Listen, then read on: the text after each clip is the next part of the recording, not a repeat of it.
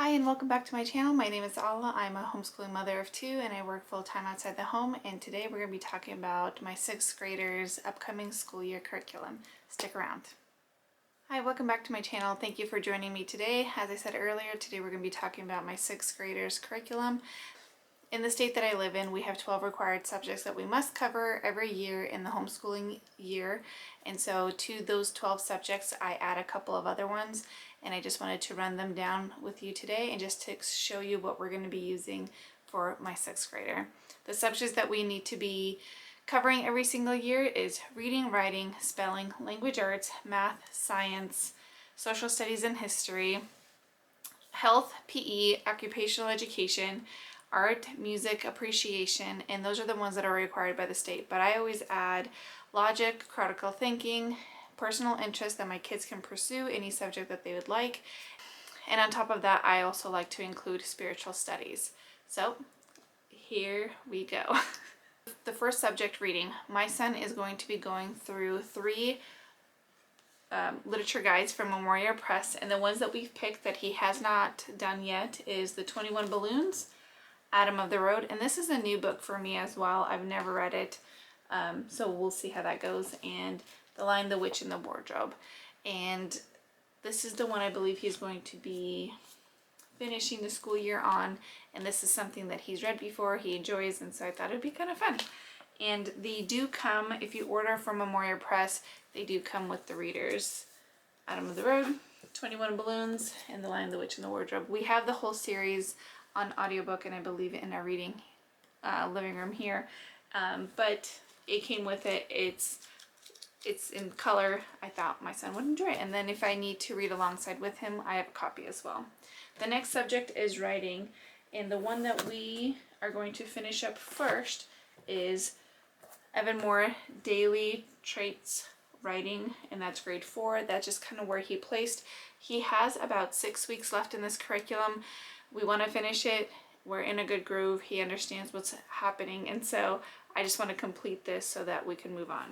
After we're done with that, the next thing we're going to do is building writing skills, and the reason why I picked this one is it breaks it down very step by step, and it gives good examples, and it breaks down other people's writings as to see what he can, so he can see what a good example of good writing would look like. And so this is his copy. I have my copy, so this is all the worksheets that I took out, made photocopies of, and bound them with my Pro Click, so he can go ahead, and this is his portion.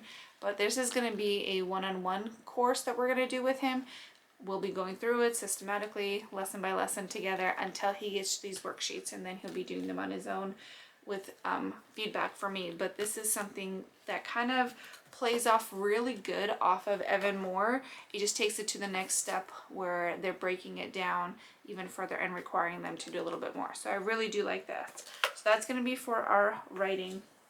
Once he's done with those, there is also building writing skills, and this kind of just takes it to talking about adverbs and adjectives and how you can build up your writing. So we've covered the process of it, and now we're going to elaborate and make it better, not using boring words, and it's just essential tips and techniques of how to make your writing stronger.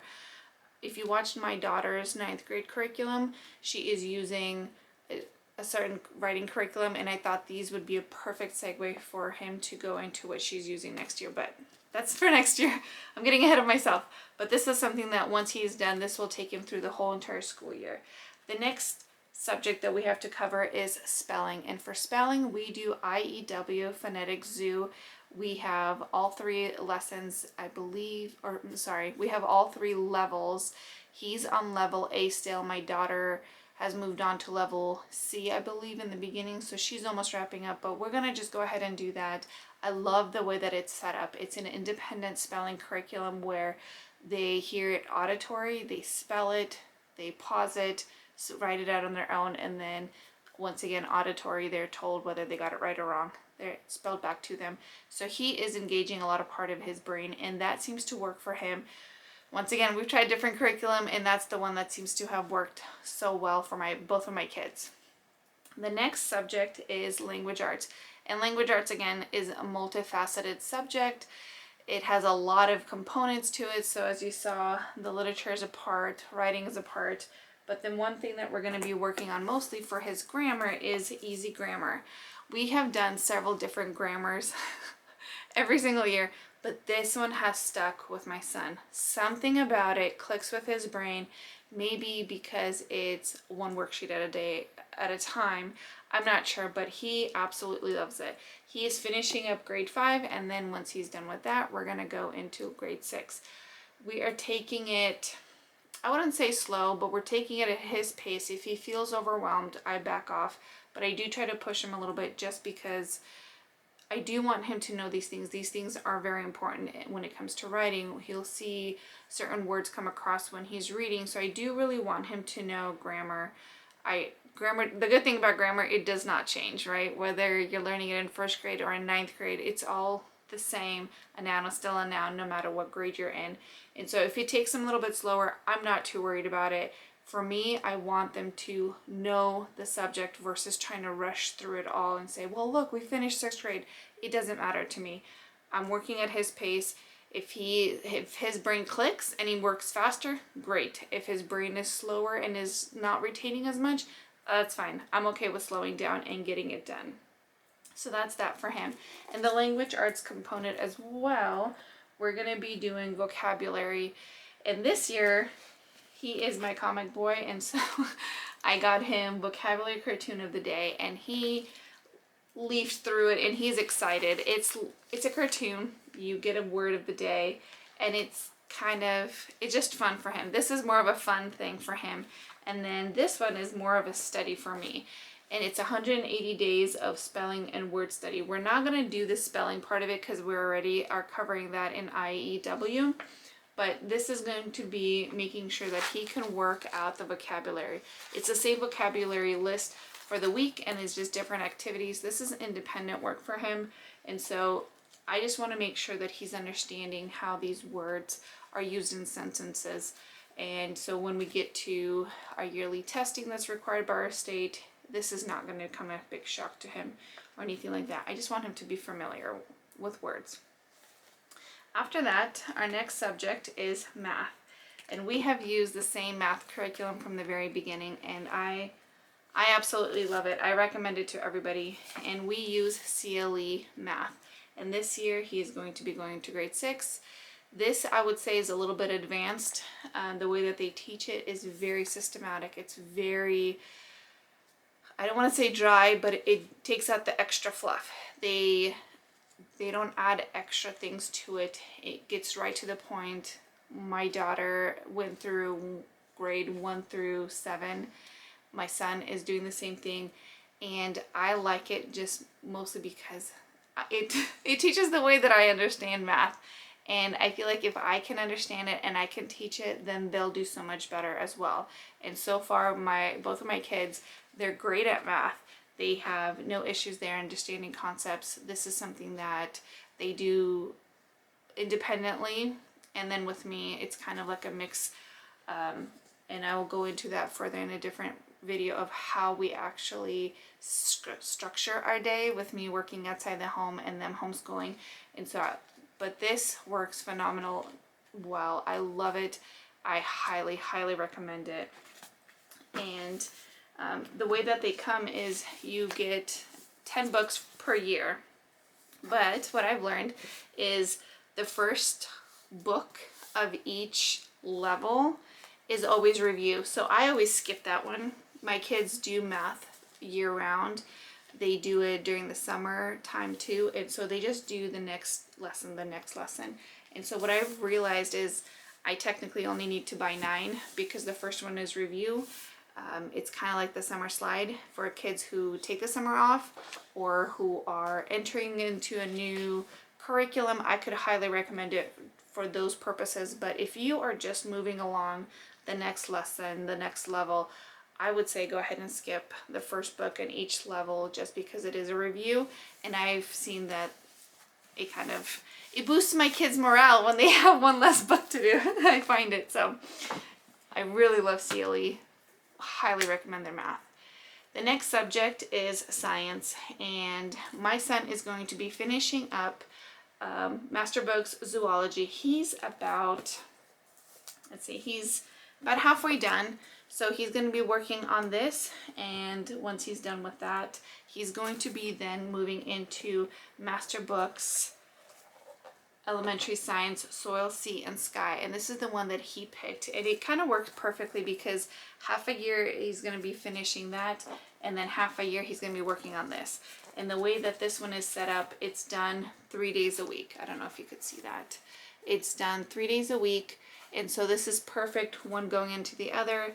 He will be able to finish this in half a year. And so combined, that will be a full science course load for him. Then for social studies and history, he is going to be finishing up America's Story 3. This is the last elementary level, and he is majority done with this one. He's actually also halfway done. So he's going to be working through American Story 3. And the reason how it ended up being where we're halfway through each one is what we were using before Master Books, I don't even remember. It wasn't a good fit. And so once we switched over to this, we just picked up from the very beginning and we just kind of truck along. So he'll be working on this, and then he will be going into World Story 1. And this starts from creation to the Roman Empire. And my daughter's done this. This is a phenomenal program where it does the highlights, and I really enjoy it. I really like it. My son is really excited to get into the world history. He really likes the ancient times. He really likes anything in the history of like digging up things and all that stuff. And so this is going to be his second part of the year. So for the next subject is health and PE. For health, we go ahead and use Abeka Health. I really like this format. I do like the topics that they cover. I went ahead and then built my own lesson plan of what I require them to do every single day. And this is going to take us about half a year. Our state does not say how many days we have to do health. It's just the fact that we have to do it. So 90 days, half a school year, a semester. I feel like that's a good amount for health. And then for PE, he is doing football right now. Once the season is over, he's going to be walking on the treadmill. And we found a YouTube channel of an 11-year-old boy who's my son's age, and he does short, like 11, 12-minute videos for kids. And so I thought that would be great, something that my son can do in the comfort of our own home. We don't have to go and take him places and things like that. But as of right now, his PE is football. Once football is over, he's going to do the YouTube videos. And so far, so good. We've liked the Becca, we've liked the PE portion of it. And then for health, my son also does cooking. And I'm going to go into a different video because the way that we structure cooking in our house is a little bit unique and a little bit different. The next subject that we're going to be talking about is occupational education. And that is such a broad term. And so for this year, we're just going to be working on typing. And the program that we use is called Typesy. It's an online program that they do on their own. They log in, they do all that stuff. Sorry about that, my battery died. So where were we? The next subjects is art and music appreciation, and for that we do mostly as a family subject. We sit around together, and that's something that we do together. But the one thing that my son does do is piano lessons. That's one of the non-negotiables we have in our house, and the program that we use is Playground Sessions, and they go on there and they have a teacher teach him all the lessons. I don't play an instrument, and so that's something that they have to do on their own. I cannot help them with that. They didn't start off that way, I should say that. We did start with in-person piano lessons with an amazing teacher here locally, except she got married and moved away to a different state. And so a lot of their basics came from what she taught them, and Playground Sessions just builds on top of that. So they know how to hold their hands, they know what the keys are called, they know the tempos, they know all the things. And that was a great next step. However, I mean, out of a preference, I for sure highly recommend a teacher over an online course. However, this does work well, at least for my son. He really enjoys playing it. He'll actually get on the piano by himself, and a lot of it is memory work, which it is really good. And so we love it so far. we like it the way that we can use it in our home and that we don't have to fit another thing into our busy schedule. So the next subject is critical thinking and logic. And my son requested that he does Sudoku puzzles. And so I got him a workbook for this. He's done this before and he really enjoys them. I think my son has a math brain. It's kind of hard to tell at this age. He's good at a lot of things. But I think definitely math is his strong suit. So this is something that I enjoy and I do this for fun, and same thing with him. And we both enjoy math. So, and then on top of that, another thing that I'm going to use, and this is kind of hitting language arts as well, is we're going to use reading detective. I think this would be a good skill for him to practice, mostly just because it helps him with his reading comprehension. He does understand a lot that he's reading when he's reading the literature, and it's fine with that. However, I want him to maybe pick up on the subtle hints of certain things, and so this is something that we haven't done yet. This is something we're going to try, and the way that I'm thinking is I'm just going to alternate the two. So this is probably a full year's course. I actually haven't looked at it that closely. I just like the way that it is. You read a short excerpt, a story, and then they have 5 or 7 questions that they ask regarding the story, and you're just trying to pull it apart. You're trying to be a detective, and that's something I think my son will enjoy. So this does hit a little bit of the language arts part of it, but the way that I'm using it is for critical thinking with the puzzles.